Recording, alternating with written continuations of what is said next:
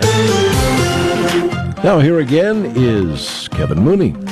Thank you very much, Dennis. Good morning, everyone. We're our guest here at 8:10 this morning. Instead of doing another newscast, we have a special guest. Dave Rippe is here. He's the Economic Development Director for the state of Nebraska.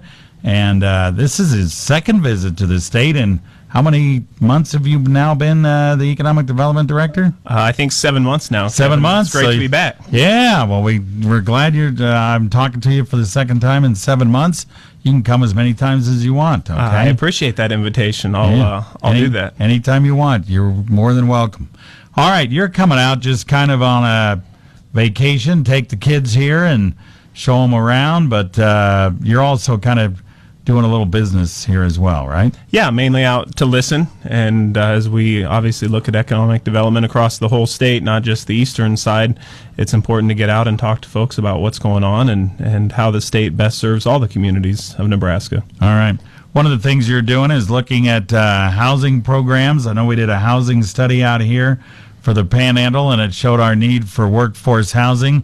So how are you guys helping in achieving that around the state? Yeah, so on the first time through the state here at the end of the year, beginning of this year, just every single community we go to, we hear about the need for housing. And as we talk with different folks, the line was said one day that homes are where jobs sleep. And so they're not just important to communities, they're important to employers. And so we continue to look at how we make a meaningful difference and how we help communities with housing. Rural Workforce Housing Program went out earlier this year. Senator Stinner from right out here in the area here helped with tax increment financing for housing.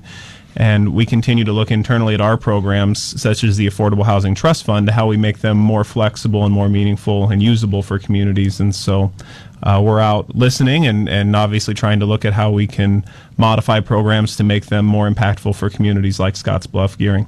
Yeah.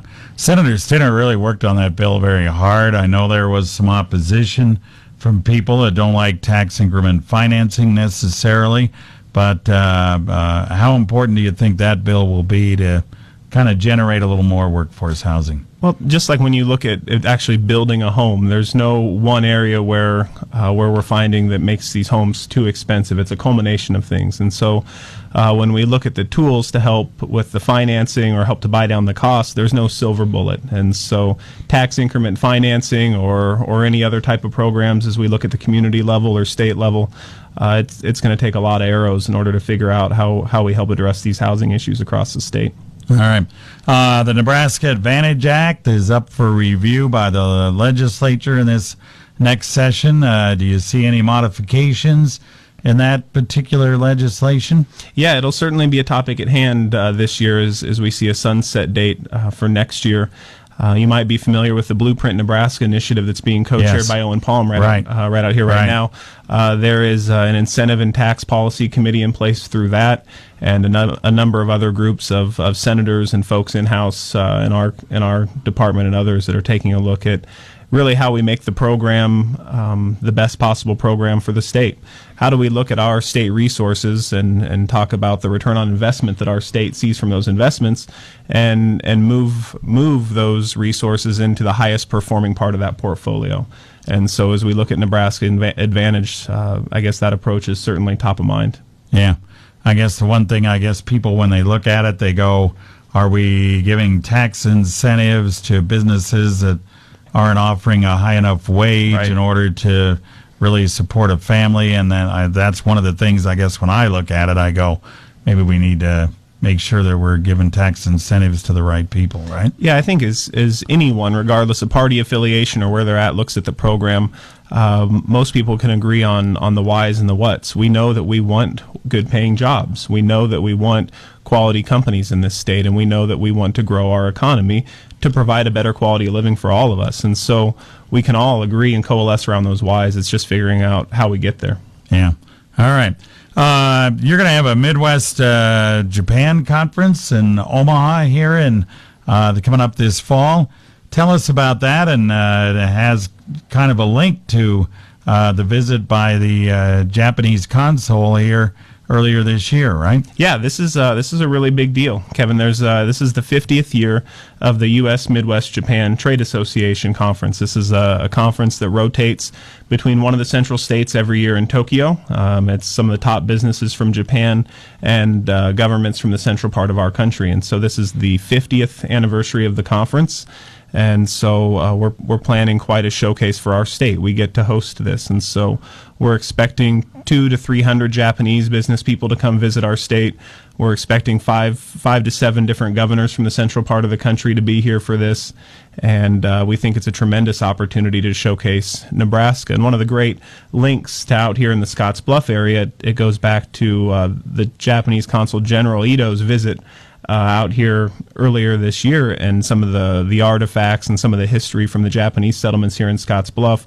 We'll be bringing those in to showcase those for the duration of the conference to our visitors to really help to exhibit that strong tie between Japan and Nebraska. Yeah, the consul really was impressed with what we have here, and even would maybe like to see probably a few of those things move over to eastern Nebraska, even a little bit, maybe? Yeah, he was. I know that Consul General Ito was very impressed with his visit in Scottsbluff and very touched by it. And so we're working with a local group here and our planning committee to help bring some of that flavor into Omaha for the conference. All right. Very good. That's good. Also, let's talk about the Nebraska Business Innovator Act. What is that all about? Yeah, so the Nebraska Business Innovation Act is an annual appropriation of about $6 million that we're able to put into small and developing businesses and companies that are looking to grow. And so funds available for prototyping, matching funds for companies or individuals that are pursuing SBIR or other government grants to really help jumpstart their ventures. We just had an economic impact analysis come out on that program 2 weeks ago, and really the numbers continue to be very encouraging. For every dollar of state resources that we put into that, we're seeing $5 of follow-on private investment capital go into these companies. We're seeing $5 to $6 in revenues for every dollar realized by these companies. And so over the last 7 years, we've reached the point with this act where companies that have received funding through the Business Innovation Act are now paying more taxes back into the state than what we're using to fund the program. So it's a net win for the state. Yeah, it's a so tremendous it's working program. well, right? Yeah, and we're at about 600 jobs that have been created through the program over the last 7 years. And those jobs on average pay more than 30% better than the state average wage. And so it's a great win for the state. And again, not just a Lincoln or Omaha program. It's a program that can help small and developing businesses throughout the state of Nebraska. Which is what we need out here in the rural area, obviously.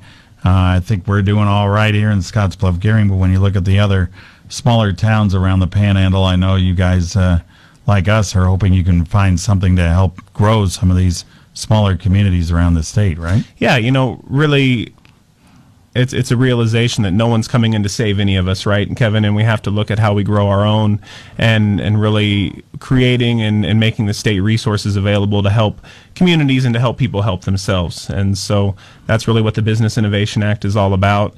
And I think that as we look at programs like this for our state, hopefully we can look at how we continue to help fund and grow meaningful programs that help to grow our entire state.